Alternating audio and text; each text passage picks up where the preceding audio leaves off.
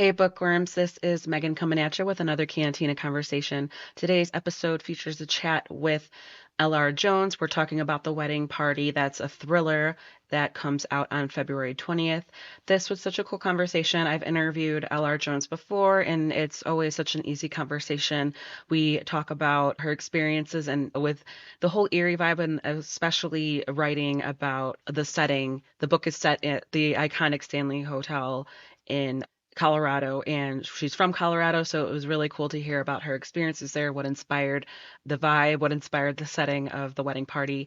And we also talked about her upcoming event, Readers Take Denver, that is coming up in April, and 2025 is also going to be in February. So if you guys are interested in that, definitely keep an eye out.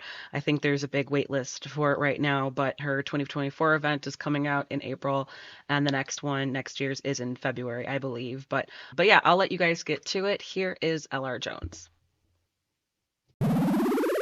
Okay, so we've got LR Jones here. We're talking about the wedding party that comes out on February 20th. Thank you so much for joining us. This was the second thriller that I've read of yours besides You Look Beautiful Tonight, and I really enjoyed it. It was like I'm a sucker for thrillers, and so it was really cool to just you kept me pulled in until the very end. I'm excited to dive a little bit deeper today. Thank you for having me. I'm super excited to talk about the wedding party, and I'm happy to hear you enjoyed You Look Beautiful Tonight. You Look Beautiful Tonight is like got a stalker element to it. The wedding party is a little more like Agatha Christie type read, I think. Or oh God, what's the TV show? My mind is blank now, but it's a TV show that's been so popular lately, and they're out on an island at a hotel and think, oh, what is it called?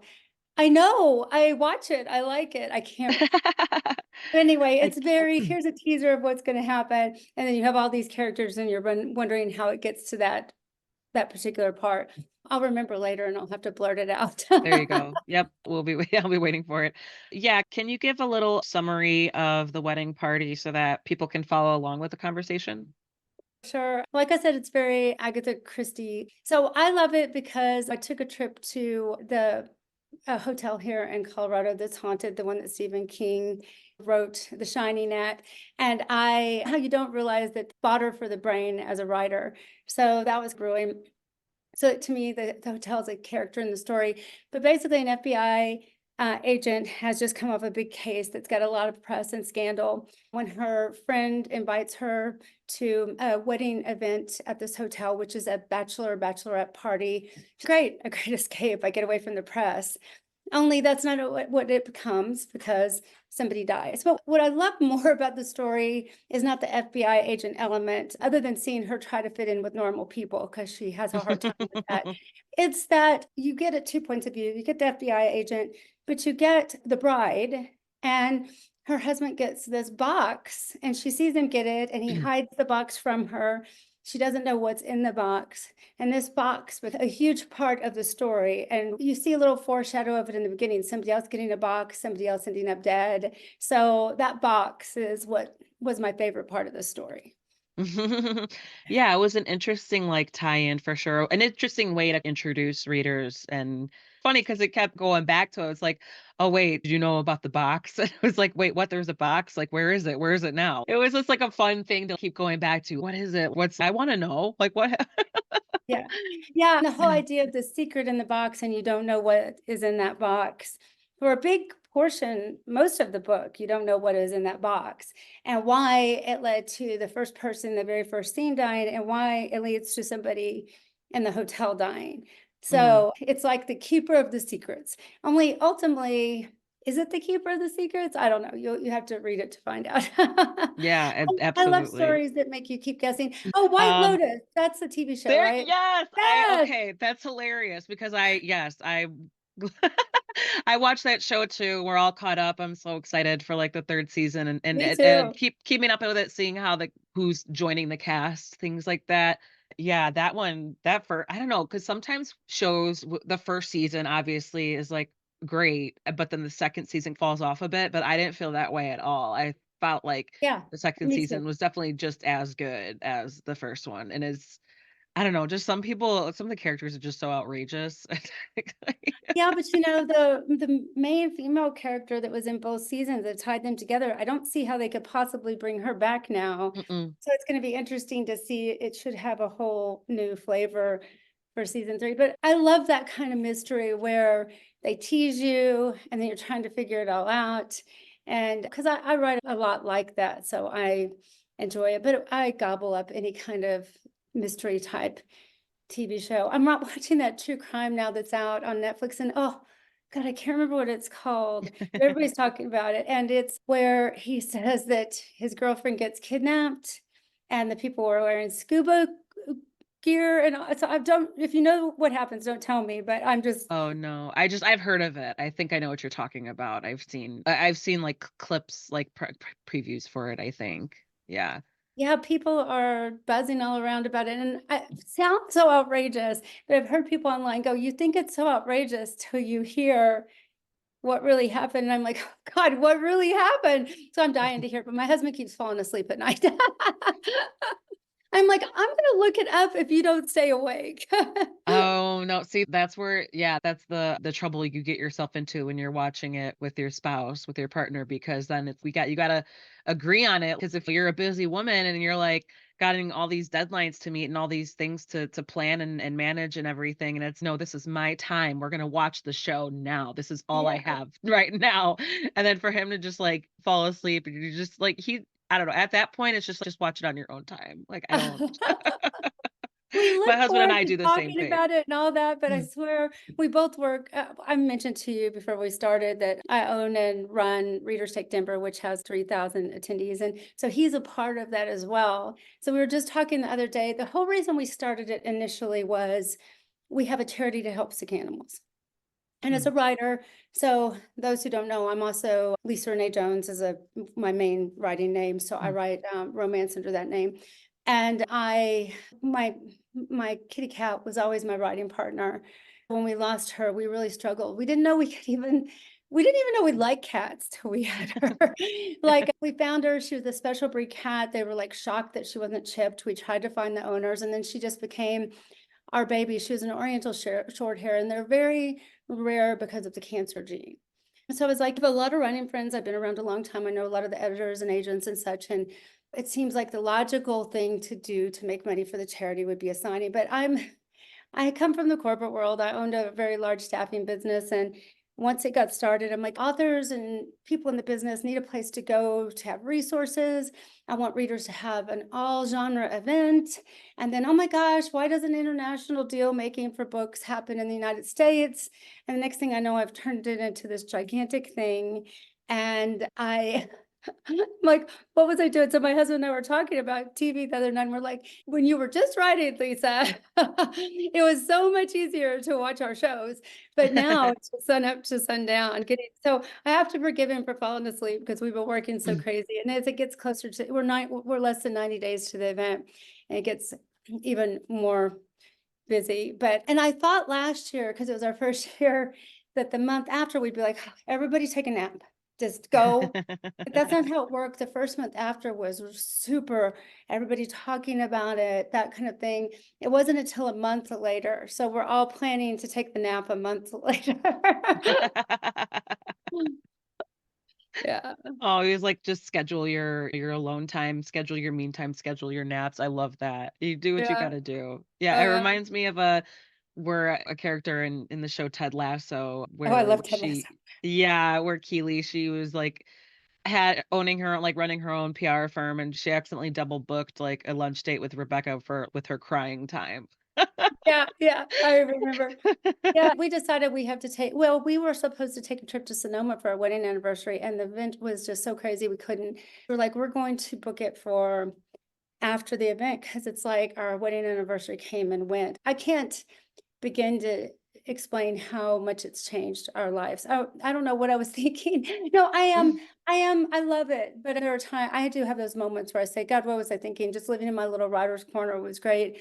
But there's a corporate side of me that really Mm, loves this part of it.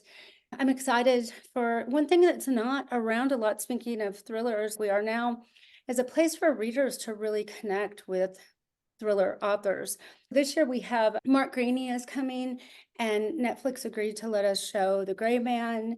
And we're trying to do a lot of fun things for thriller readers. So it's very much a whole weekend event where next year a lot of the big name thriller writers will be in, and we do a lot of reader geared things. Yes, there's a side for authors, but there's a whole reader side. So after they can listen to them talk, do little mini signings after, have special events that they're part of, like the Mark Greaney thing. There's just nothing much like that for thriller authors.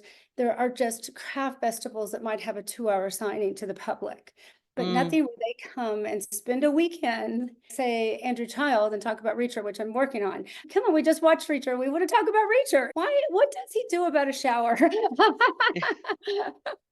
That's the only thing I ever think. I love the show, I love the books, but I'm always like, and how does he find clothes to fit him? He's so big. You're right. They're like, "Is this a loophole or is just something that we're just supposed to assume that he figures out, like, all the But time?" I love Reacher and I love the show and I love the books. So Yeah. yeah, no, a lot of fun. The Andrew and his brother are both Lee. Obviously, Lee started it. Amazing writers.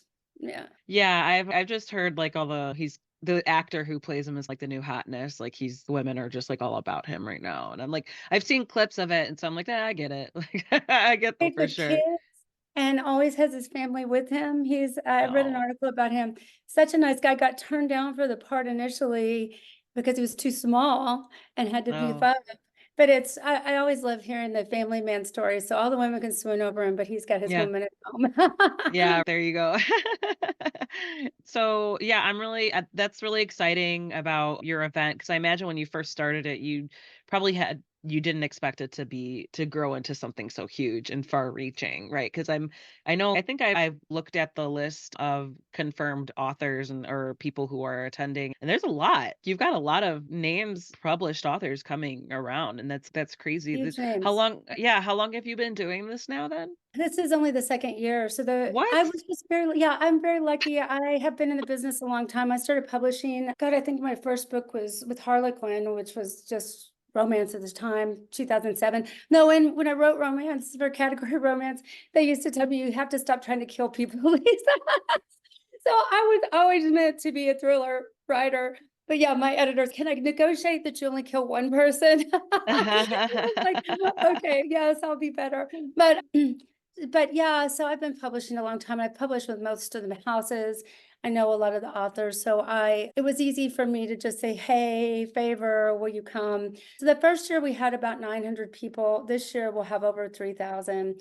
But because we're looking to bring in the international side of the event, which is basically when a publisher publishes a book, they usually go to London or Germany and they say, "Hey, here's our new catalog. We want to sell across the world." And the whole world's come to those places. We want them Mhm. to all come to Denver. What is 3,000 people now could be tens of thousands a few years from now. So we're pretty excited about it. As I said, I'm not good at doing things small. And it remarkably, it's been translated very well to what I did before, which was I owned a very large staffing business. And I worked with a lot of CEOs, CFOs, and then I had a lot of job sites to manage. So I look at it like this: my publishers, my authors, my readers, they're all job sites. Everybody needs to be taken care of in a different way, and I need to customize that for them. And my goal is every time that readers come and they have such an amazing experience, they can't wait to come back the next year. And Mm. so that's what we're trying to create. And I want authors to feel that way too, because obviously the way we make our readers happy is to have our authors have a great time and want to come back. But yeah, we have a great list of authors and we're about to launch 25 registration, which we're having to do a raffle for because we have so many on the wait list. So Mm. basically we'll send out the first so many raffled, and we haven't even begun to even start thriller day or thriller weekend side of things. So we're pumped about it. Like I said, I love the idea of with releasing the wedding party. I'm like, wouldn't it be so cool to have an event like my event to go to and talk about the wedding party? And so now I can. Yeah, So yeah, that's so exciting, that's really fun. Yeah, because yeah, something I wanna tap into because of the hotel that the environment, the setting that was, taking place. Stanley. It was really yeah, I was telling you how I visited my brother who lives in the Denver area back in October, like the end of October, and Oh, Halloween. it was Halloween weekend, and then we did a day at the Rocky Mountains, but then that is the day that it just I don't know if snowed like 6 inches within one day, It was super right? early this year. It was crazy weird. Yeah. Yeah, and but we were already up there, like, in the mountains in the middle of the hike, and it just kept coming down, like, "We're here, so we're here, this is what we're doing today, we're not gonna try to do this tomorrow, we're gonna do this today," and I think it took us, like, an hour the between me and my brother and my sister, it took an hour for us to just do 1 mile, and we're like, "Okay, let's just turn around now, let's go It back was hard because to walk into. It's it very hard. is." People don't realize it's a little bit like sand in your bare feet, but worse. And it's a good Mhm. workout though. You got a good It workout is. of that mile. Yeah, absolutely. That was the goal too. I was like, "Okay, I'm gonna dress up in my workout clothes and my gear," but then I was like, "Oh man, I should have just double layered with leggings and jeans or something," because my workout clothes, they just got so heavy with all, like, the snow chunks, The and I was snow, like, yeah. if I was wearing, like, leggings, maybe that would have I could have avoided some of that, but it was still yeah, it was, like, really cool, and it was so beautiful and eerie, and just it definitely added to Snow can be the eerie, like when it's scenery, quiet. Yeah. yeah, snow makes everything quiet. It was so crazy 'cause it's just mountains, and it's like you forget, like, you're just walking up the trail and you're like, "No, like, we're in the mountains right now. We're like, this is Earth." And it was You just know, a funny thing to acknowledge. when you talked about it being heavy, I laugh because I see in these movies, they'll have the fake snow and it just fluttering in people's hair. No, it's like rain. It's Yeah, like you get drenched. yeah, Did you get and up wet? at Really that al wet? yeah, yes, I did. At that altitude too, it becomes a bit much as well. I don't know if it's because 'cause I'm, like, in the Chicago area, and so when we get snow, it's I don't know, it's all over the place. Sometimes it's light and fluffy, other times it's, like, gross and sleety and For wet us and too. Yeah, yeah, and but I just remember thinking, like, it was something I forgot about, oh, the altitude is so much different here, and it but is. it was just beautiful because it was just, like, city, but then you have, like, the backdrop of mountains, The and snow, the mountains. I know the yeah. mountains. Sometimes I still walk outside and I look at the mountains and go, "Oh, this is where I live." Yeah. I love it. I came from Texas and it's very different. The low altitude makes cold feel much colder. And I try and tell people like that coming to the event, unless we drop down into the 20s and we have brutal, or we have just really brutal wind, which can be anywhere. I have literally been out in the snow in shorts. It will feel very warm. I love the days that it feels like warm during the snow. But when people come in for the event, we still have oxygen for them and IV services and stuff like that. But because the altitude change, people don't realize that will affect you. Because if you're used to be at a low level and you come up to a higher level, you get dehydrated fast.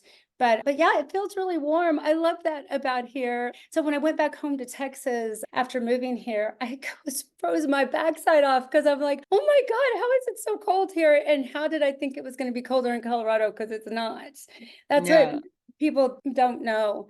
But yeah, speaking of the hotel in the book is the Stanley Hotel, and, it really is haunted. So my husband's obsessed with that. There's a couple of the rooms, and I put them in the book.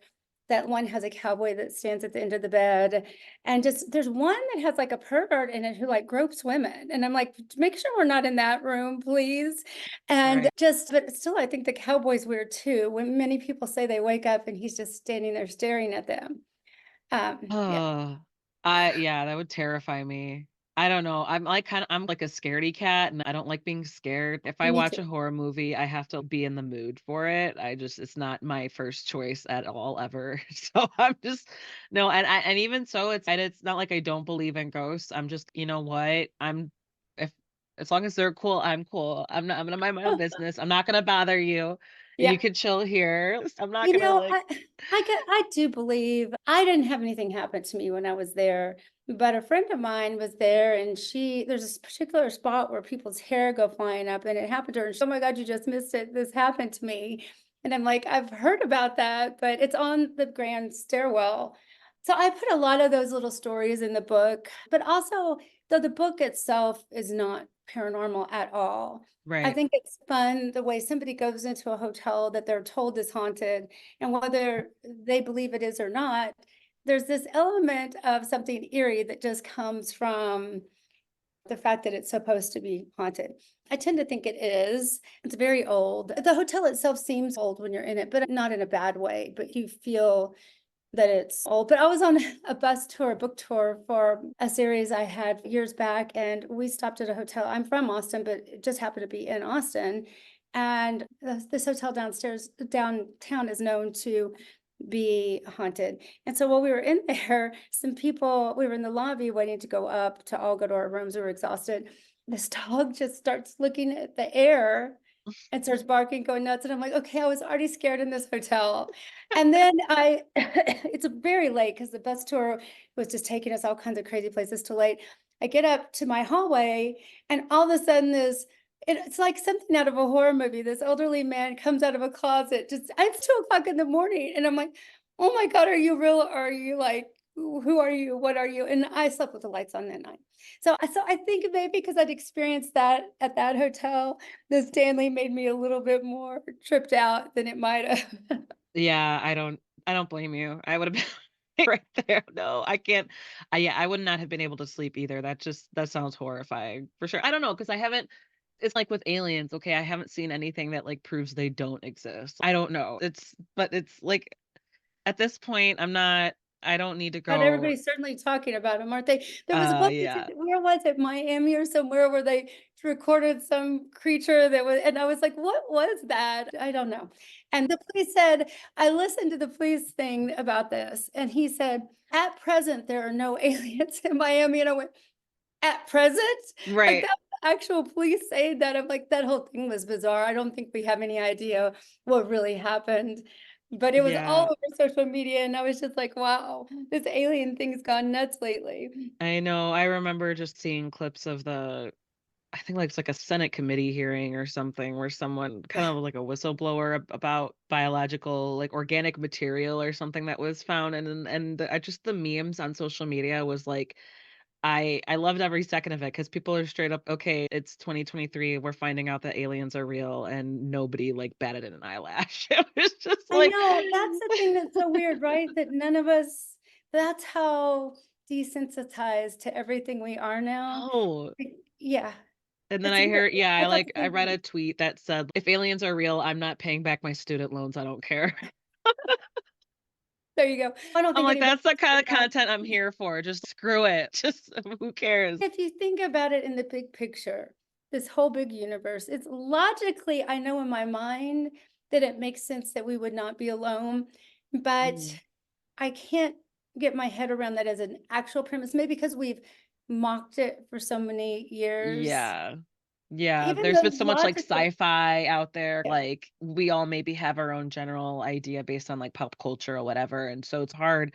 I think even just, like, the size of the universe, like, like, how many galaxies are out there, it's really difficult for the human brain to, like, yeah, capture, to conceptualize, to really understand, like, this pic like, it's like with the technology of NASA's image capturing, like, we see it's just getting so much better and better, and I'm even seeing, like, a picture of, like, beautiful stars and swirls and collections of like clusters of star material but even then it's you look at it it's like a picture but it's really hard for the human brain to like process no that's actually like billions of stars there that's actually yeah, a whole nother galaxy or that's wholly like a whole nother crap bunch of new other planets and we will probably never be able to reach that yeah. in anybody's lifetime But we don't because even understand our own brain, let alone what's under our yeah own sea. So to think about another galaxy, but we can't even figure out how the pyramids were built. There's always been all kinds of rumors, could it have been aliens? But then where did the aliens go? right I mean, why did they just did leave us?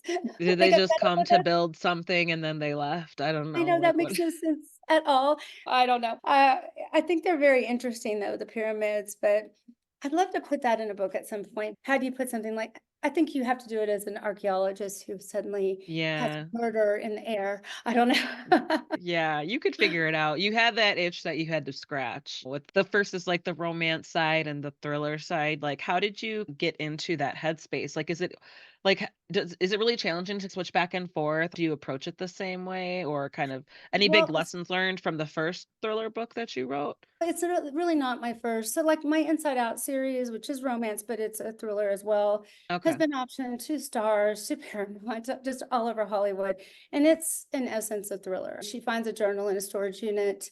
She starts reading the person's story. She starts living their life, and then you can assume she's probably dead, and she's getting involved with all these people that she was involved with. So, I've really been writing thrillers most of my career. We just there was a romantic element to that that made it classified as a romance, but most of my stories have always had a thriller component. As I said, even when I tried to write straight romance, they were like, "Stop killing people." So, it's always been that way for me, but it was fun for me to take it and just say, "I'm gonna be a straight thriller, no romantic element." I did but the first couple books I wrote that were straight thrillers, I kept Lisa Renee Jones. The poet is a serial killer who stuck poems in the victim's mouths, and it couldn't be more straight thriller, no romance, but it was still under Lisa Renee Jones. Mm, So it mm. wasn't until I moved over to this publisher. I honestly wanted to switch names because what happened with the poet was I was so known for romance that Barnes and Noble put a poet in romance. Oh, And okay. I was like, oh, no, my You didn't romance. read the book. Yeah, literally not an inch, not just a stitch of romance in that book. It was very procedural. It was definitely not romance, and I'm like, "That's not the way to make my readers happy on either side." So that's when this publisher said, "You gotta change your name because it's a problem." I'm like, "I tried to tell everybody that. I was worried about that. Plus, let's just face it, my husband's at the top of the list. Male readers don't always wanna read female writers, Mhm. and particularly if they Google their name and a bunch of romances come up. So I was always concerned about that. And I also felt like readers just need to definitively know if they read L.R. Jones, they're getting a thriller. If they read Lisa Renee Jones, they're getting a romance. And I'm going to have a fantasy coming out probably under another pen name. I've been talking with the publisher about that because I need people to be able to distinguish, even though the names are hard to manage, it's much easier for the reader. It's okay if it's harder for me, you know. Yeah. Yeah, that's a good point where you'd have to, yeah, because if you could turn readers off if they're a little confused. Yeah. So, Yeah. yeah, the genre splitting aspect of it. I wanna talk about because this one is in you did the dual points of view, and Carrie, she's a bit of an unreliable narrator. So, Mhm. how did you, like, approach that? And was it I don't know if you have done dual POVs before. How did you approach that? What was different about it? I just wanna explore that a little bit. When you do dual point of view, it's actually harder to hide things from the reader. But I like that. It's a challenge for me. And the great thing about a dual point of view is you can actually create some mystery behind both characters. One of the things I liked about Carrie and Andy, the characters, is that you can see that they're such different people, but there's little pieces of their life that twine together and have similarities. Can the way the one character is a little unreliable and those things make the other one seem a little bit more unreliable as well. And so I enjoy the dual point of view. I have like in the poet, I wrote the killer's point of view too. I enjoyed doing that, but that was pretty simple other than you knew what his point of view was to kill people and why.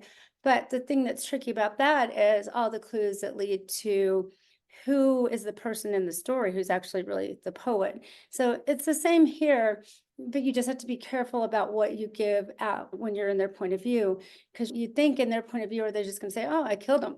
So that's what's tricky is to make sure that the reader never knows if they did or they did not. And you assume one of the people in the point of view is going to be the bad guy, but what if they're not? Mhm. Yeah.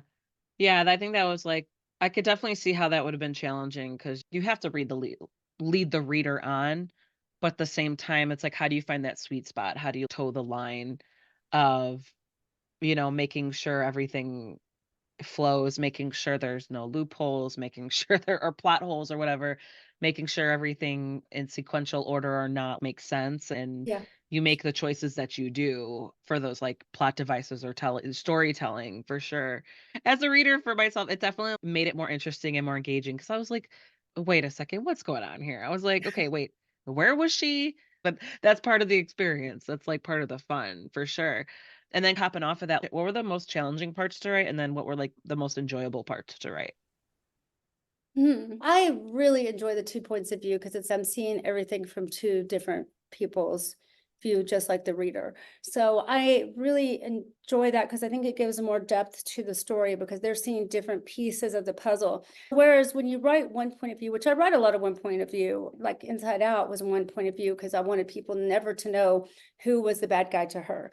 But when you're seeing it from 2 different points of view, you get a much broader picture of the story because they're in different places at different times, seeing things in different ways, as you Mhm. suspect readers will too, because they'll all have different. I'm always shocked at the ways different readers come at me after they've read the story. Oh, Lisa, I thought of this and this. And I'm like, I didn't think of that, but that's really cool that you thought of that. I'm like, why didn't I think of that? But it's so cool you did. I always Yeah. think that that's fun to hear from readers and hear where their head was.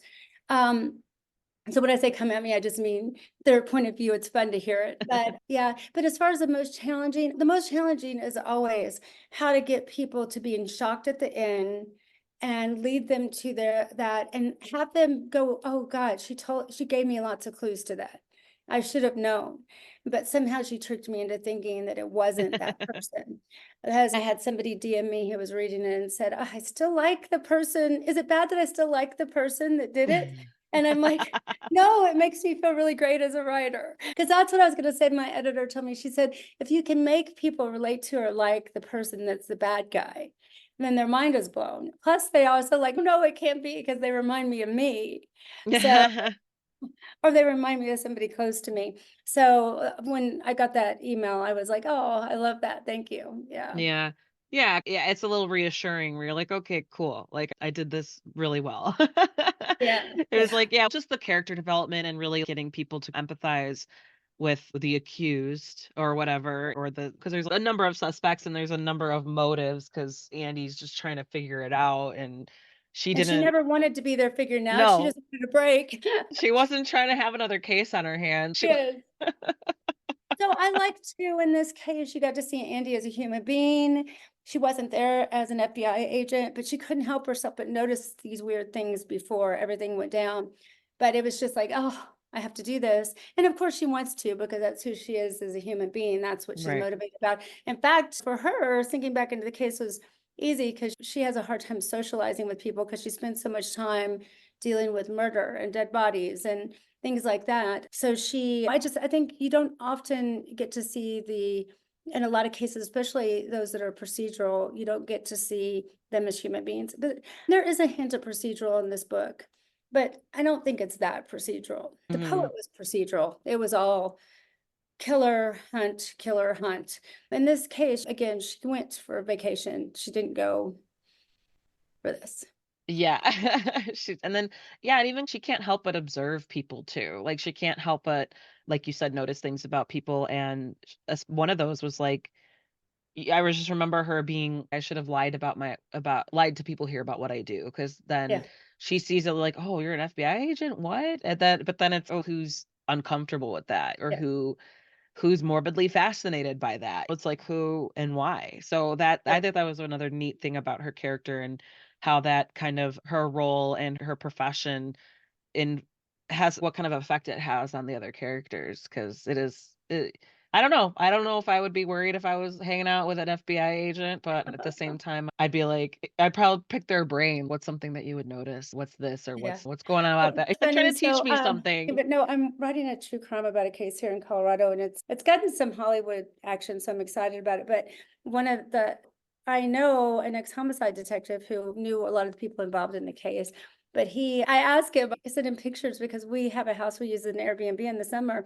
And I'm like, there's like literally this hole over the bed. And I said, I know what your first thought is, except nobody could get up that high.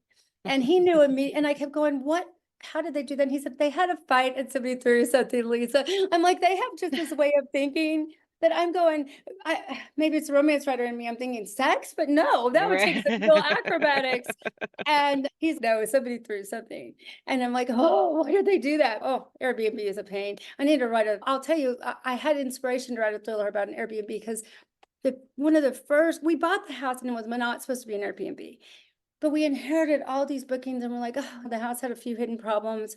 We'll just do Airbnb to the tax write-off to fix them. So we walk in and the maids were like, oh my God, you're not going to believe what they did. And I'm like, what? They were like, there's blood everywhere. And I'm like, okay, my first thought was a woman, monthly. No, it was walls in two bedrooms, a ring in a bathtub, all over one of the beds. And I'm like, what is happening? Like the ring in the bathtub was what really, it was a Yeah. master bath garden tub, right? And why wouldn't they clean it up? Like Yeah. the bathroom you could easily, and so while we're racing, because there's another tenant that afternoon, the husband calls and he's like, oh, I had a nosebleed. I meant to tell you. Okay, a nosebleed, but you sat in the bathtub and bled out? Was there a sacrifice, a murder? We ended up deciding that he had two teenage daughters. Maybe one of them had a miscarriage. Mm, It was mm. panic and they left. I can't come up with anything other than like a sacrifice. I can't. Miscarriage or sacrifice, I don't know. But I'm like, yeah, I've been saying I need to write a story wrapped around an Airbnb because after that story, I mean, Wild. it's weird. And you hear all And the there's stories. that still that mystery element about it, like what possibilities? What really happened and how could that have spiraled? And I kept thinking that's going to come back at some point. It never has. It's a year later, but I was like, oh, welcome to the Airbnb business. Why did we agree to do that? And now I've said that so many times. But yeah, I think that that's where, again, the setting can be such a part of the story. Because in my mind, when I was writing The Wedding Party, the Stanley was a character in and of itself, Hmm. because so much of its its presence, the way that it's haunted, the history. Stephen King's passed there. He wrote part of The Shining in one of those. They do little Shining tours there, that kind of thing, and just how secluded it is up in the mountains. And it becomes a part of an identity that takes part in the story, where one of the characters goes and runs to hide. Things like that was Mm, all part of. And ultimately, there's all kinds of little parts of the story I can't really say without giving things away that sure. lead to even how the crime's solved. It's all related to, if that hotel wasn't that hotel, some of the ways the crime got solved would not have been solved. Yeah. Yeah, absolutely. I know it. That is super cool to find a way to make it like where it's like the backdrop, but it's still the setting is like really important. It's not just Yeah. like an environment. It's almost I don't want for lack of better words, maybe somewhat interactive. It's still Oh, I it's like think a so in this participant. case. Yeah. Yeah. Yeah. I don't feel that often. I feel that I think setting's important. I think as a reader, we all want to travel to a new place by going and, reading the story. I know Inside Out, I keep bringing it up, but it's just such a part of my life. And part of it takes place in Italy and part of it takes place in France. Mm. And I remember I wrote there's a few books in the series, but I wrote one of the books without going to the city. That was such a mistake. I had to backtrack and try and fix it in other books. But I think that we want to be as accurate and bring that travel experience to readers.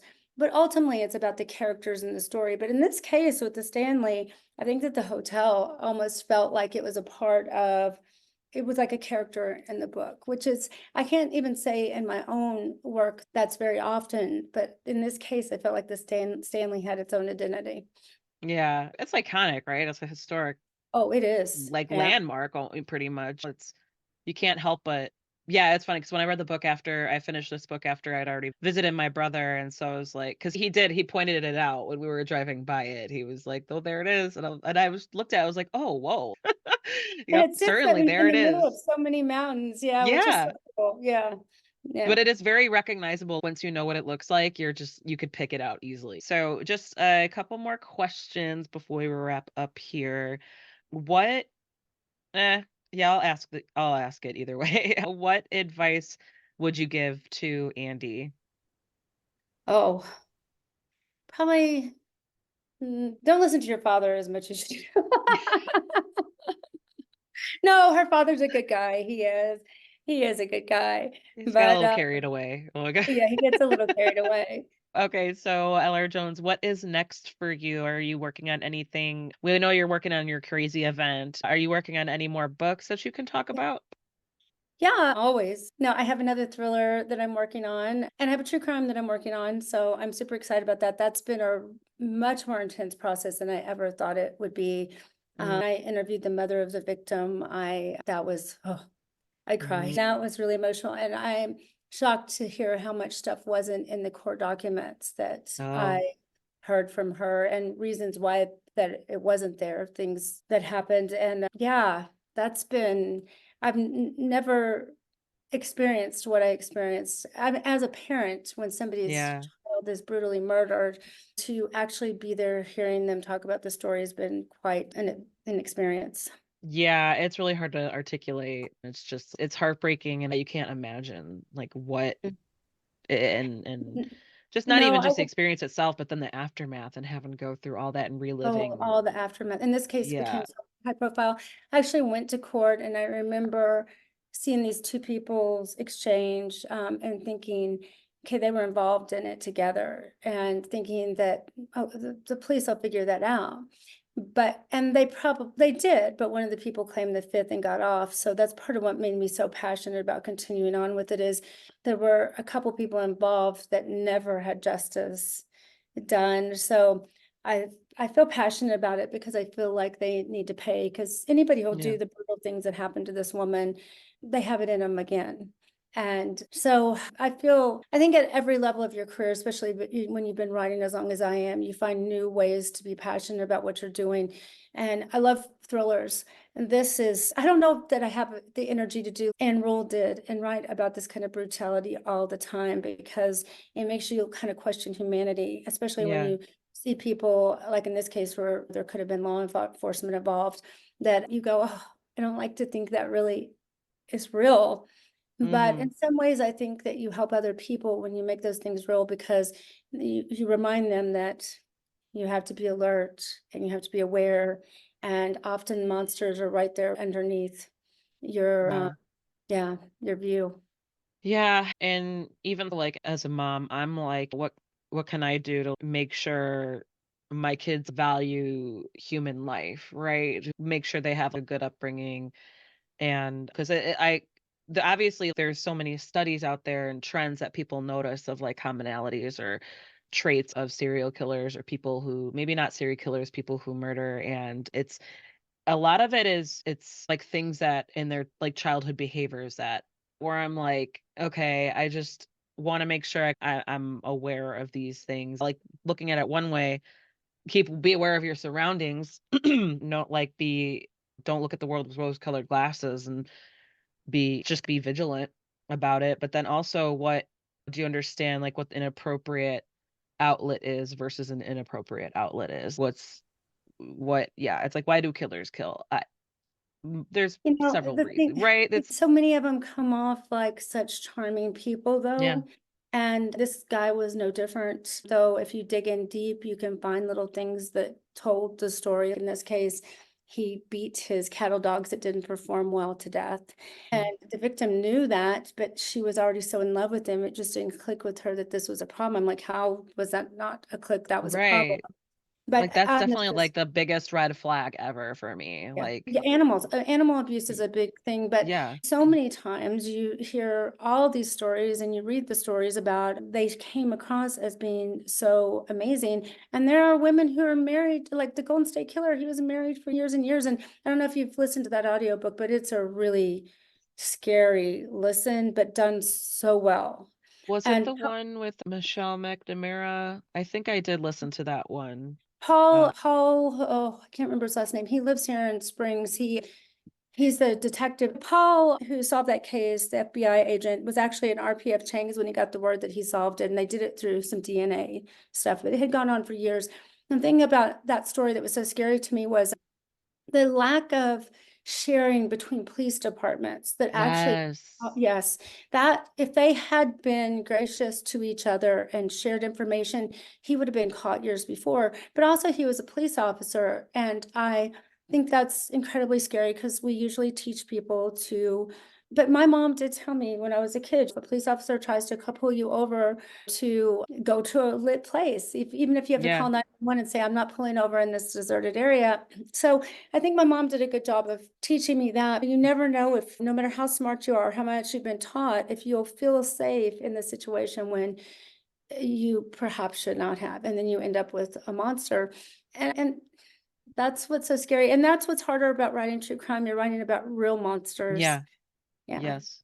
Yeah. Yeah, absolutely. And it's you can go down another rabbit hole, like approaching like your mom probably had a because you're a woman, you were a girl. She had to be more on top of teaching you those certain things to look out for, just to watch out for yourself as a woman versus if she would have information she would have shared with a son. Yeah.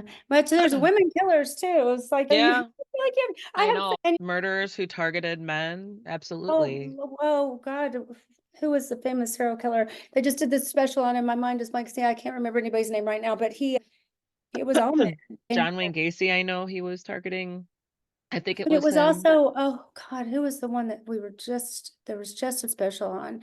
But there's a lot of them. Men don't realize sometimes that they can be as much of a victim as a female can. But it's just, yeah, it's scary. So we read our thriller novels and we watch our horror movies and that kind of thing, and it seems so removed, but it's not really. Yeah, and I Stories think come from real life. true crime as a genre in general is definitely has gained popularity for sure. And I don't know, it's like what's with like our morbid curiosity with it? What's that fascination? I don't know if it's just a way to because it's so out there and it's so unbelievable. Like why do people do this? Why do how and then what leads up to that? And it's just Maybe it it's helps us feel like if we hear those true crime stories that we could identify it. Because I know I was talking to somebody recently that had something going on that I just happened to come in her life. And I'm like, okay, I'm feeling like you're one of the true crime shows I've watched. You need to take this seriously. I know I don't know you that well, but this situation you're telling me about. And I think that we tend to not say that though. We tend to think, oh, it's not real because it's not on the true crime TV show. But it actually can be very much real. And that's so I think that true crime, it's the actuality of it that makes the fascination. But we host a 2-hour true crime event at the convention where some of our authors that have been in law enforcement actually act out a real true crime a real crime that they had been a part of. The audience gets to like interview people we have playing the witnesses and they get to try and solve it. And oh my God, it's wildly popular because people are obsessed with true crime. Even people who don't read thrillers are obsessed with true crime. So that Mhm. it's fun to see. When it ended last year, people did not want it to end. They were like, we want to keep going. Yeah, it's a very popular event for a reason. So to your point. Yeah. Yeah, yeah, that'll be really fascinating, and I'll be really curious to see how you grow and how you approach it and how you grow as an author. Like someone who's so experienced, so many published works, and then to try this out, uh, step out of your comfort zone a little bit. That would be really cool to see how that turns out. It was hard. When I wrote the beginning chapters of it, I wanted to do it like her story, but you can't pretend to actually know what's in her head. Mm, I only know what I'd been told by family and witnesses. So you have to be very careful not to turn it into a work of fiction. But I also think getting into the victim's head and where they were at helps tell the story. And also, why would the victim allow themselves to get in that position too? And it's usually always coming back to trust, mm. which ties back to our thrillers that we love to read too. If the victim trust the wrong person, there's always an element of reality in our fiction too. Yeah, I know, absolutely. It's where without trying to be derivative, right? But it's there's definitely the influence there for sure. But Yes. yeah, LR Jones, where can we find you online and on social media? My name is Lisa Renee Jones on socials, but it says /LR Jones. So you can find me Okay. there. And my website, Lisa Renee Jones, but there's also lrjones.com. Perfect. So the wedding party that comes out on February 20th. Thank you so much. It's always a great time chatting and picking your brain and seeing where you go with your new writing endeavors. And feel free to reach back out, come back for another chat when you've got more works under your belt. Thank you so much. And there you go. That was L.R. Jones talking about The Wedding Party. That book comes out on February 20th. Also, keep an eye out for Readers Take Denver event that is happening this year. in April, and also to keep an eye out for next year in February. Um, Check out the show notes where you can purchase the book and find her online and on social media. Also, where you can check out the Readers Take Denver event. While you're looking online on social media, please find Cantina Book Club and give us a follow as well. And if you're looking for books, new books to read, add to your reading list, go ahead and check out my book reviews on cantinabookclub.com. If you're interested in exclusive access, early access to content and free bookmarks, and even to submit a question to an author, an upcoming guest, please do go ahead and check out the Patreon subscription options. It really does help out the work that I'm doing here, and it helps me connect you guys with more authors. But either way, as always, thank you guys so much for listening.